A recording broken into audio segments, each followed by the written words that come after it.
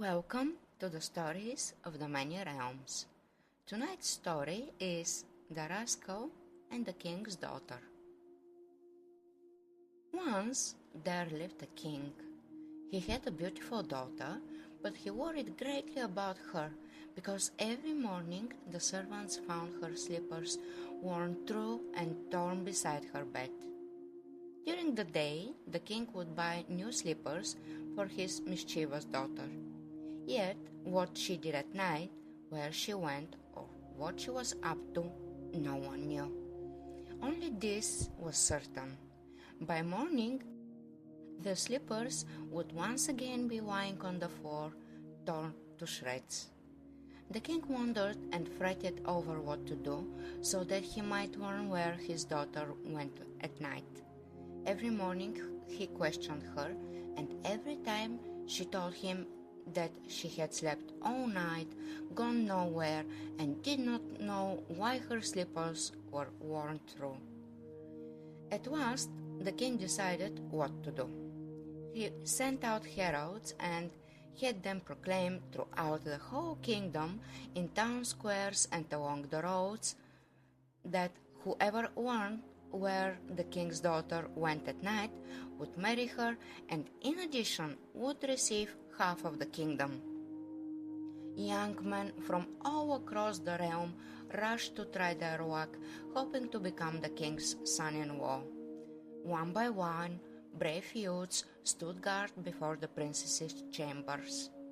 But in the middle of the night, a deep sleep would overcome them, and they would awaken only in the morning, while the king kept buying new slippers for his daughter. 29 heads had already fallen on the block when the rascal appeared before the king. "King, may you be well," he said. "Let me guard your daughter tonight." "Very well, boy. Try if you wish," the king replied. "If you manage to keep watch over her, I will give her to you as a wife, and you will also receive half the kingdom. But if you fail, your head will roll upon the ground." "So be it," said the lad, and while it was still broad daylight, he tightened his sandals, put on his clothes, lay down before the chambers of the king's daughter, and at once fell asleep. The maiden saw that he had begun snoring early and laughed at him. "Ah, you fool," she said. "So many cleverer young men than you could not guard me. Do you think you, simpleton, will succeed? Another head is already lost." That evening the king's daughter lay down and fell asleep. Late in the night the lad opened his eyes, and what did he see? Before him came a dragon, shining so brightly that it lit everything around like the sun itself.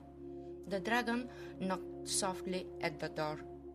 The maiden stepped out, and the two of them slipped quietly past the young man so as not to wake him. The lad waited until they had moved some distance from the royal palace, then set off after them. And so they would not hear his footsteps on the dry leaves of the forest. He kept well behind them, yet he could see them clearly, for the dragon shone as brightly as the very sun. After a while, the wondrous beast drew from his bosom a golden bouquet and tossed it to the king's daughter. She caught it, laughed, and threw it back to him. The two of them played like this for a time, enjoying themselves. When they passed beneath a great branching oak tree, the dragon flung the bouquet aside, and it rolled into the shadow beneath the oak. The lad had pressed himself close to the tree's trunk to stay hidden, and he quickly bent down and picked up the bouquet. "Come now, throw me the flower," the girl said mockingly. "But I just tossed it to you," replied the dragon. "Don't hide it. Give it back to me." They began to search for the bouquet, but when they could not find it, they went on their way. Meanwhile, the lad began to whittle small splinters from the tree with his knife so he could take them to the king in the morning. The girl heard the sound, stopped, and said to the dragon, "Who could be knocking at such an hour? Could someone be following us?" "I hear nothing," the dragon answered. "It must have seemed so to you. Do not be afraid. I am with you." The two of them went on their way.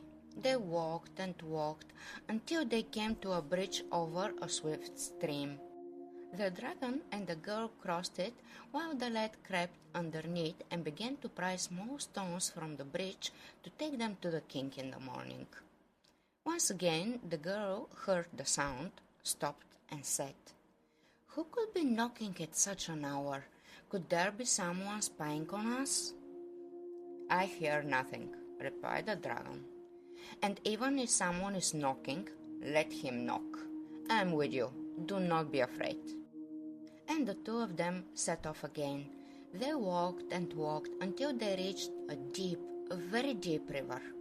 There was no bridge to cross it, so the dragon took the girl in his arms and in an instant carried her to the opposite bank.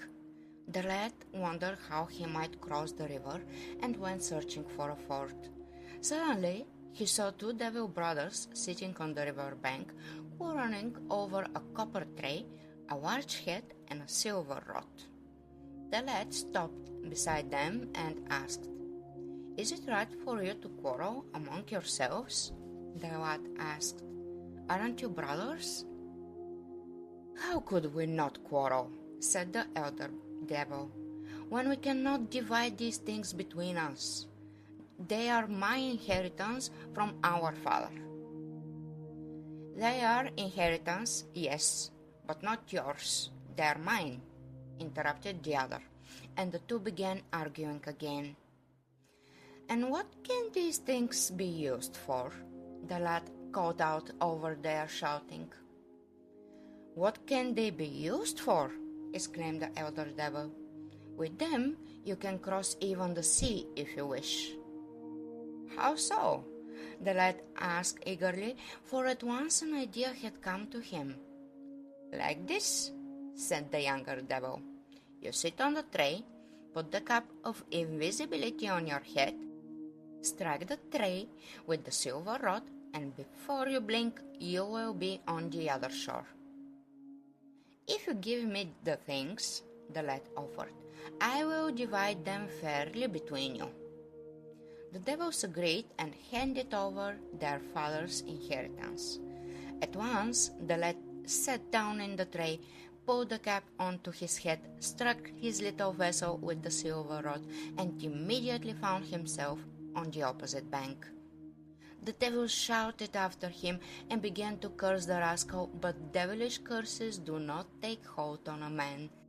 So the lad put the things into his bag and hurried toward the dragon's glow, which shimmered here and there among the trees.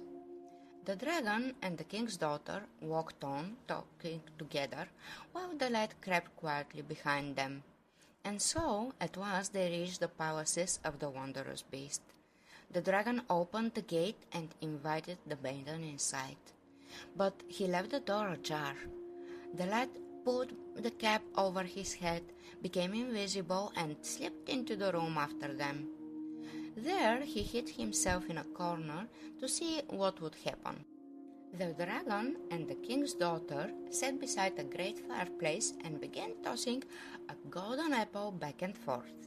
They played like this for a while and enjoyed themselves. But at one point the dragon threw the apple a little crookedly and it rolled straight to the lad's feet.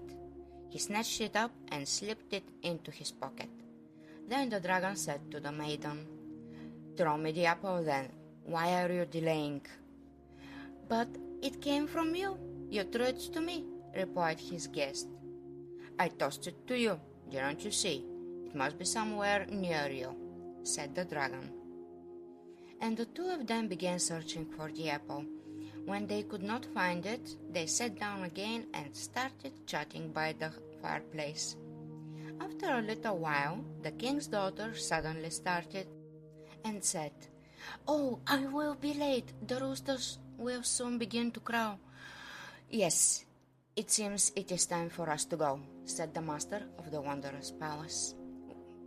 The two of them hurried off again into the dark night, and the lad waited until they had gone some distance away, so they could not hear him opening and closing the door.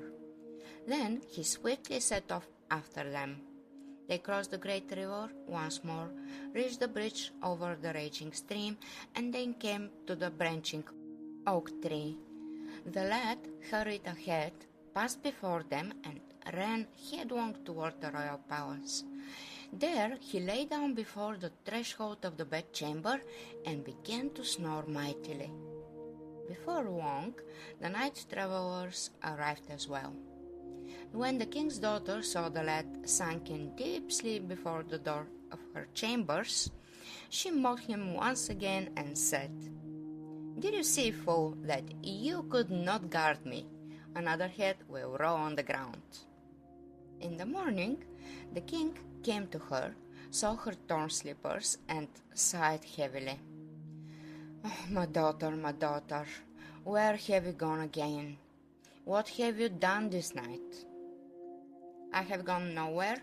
I have done nothing. I lay and slept all night," said the maiden sharply, and her eye gave a quick wink. "You always say the same, but I will ask the lad," said her father. "Go on then, ask him. Perhaps he will tell you." The girl laughed. The king summoned the lad and asked him, "Well, boy, did you manage to learn where my daughter goes?" "Yes, your majesty," the young man replied modestly, and fell silent. "You slept like a log, you fool," the king's daughter mocked him. "You must have been dreaming of something." "Don't believe him, father. He started snoring yesterday while it was still broad daylight." "Wait, let us hear him first," said the king, and the lad began to tell what he had seen that night. He told how the Wanderer's dragon had come late in the night and lit everything around like the sun, how he had knocked softly at the door and the king's daughter had stepped outside, how the two of them had walked through the forest, tossing the golden flower to one another. And when he mentioned the flower, he reached into his bosom, drew it out, and said to the maiden, "Am I speaking the truth?" He thought of the branching oak tree, drew out the splinters he had taken from it, and showed them to the king. Then he spoke of the raging stream, brought out the small stones from the bridge, and once again asked the maiden, "Am I speaking the truth?" After that he described the great river, but he did not show the devil's inheritance, for he feared the king might take it from him.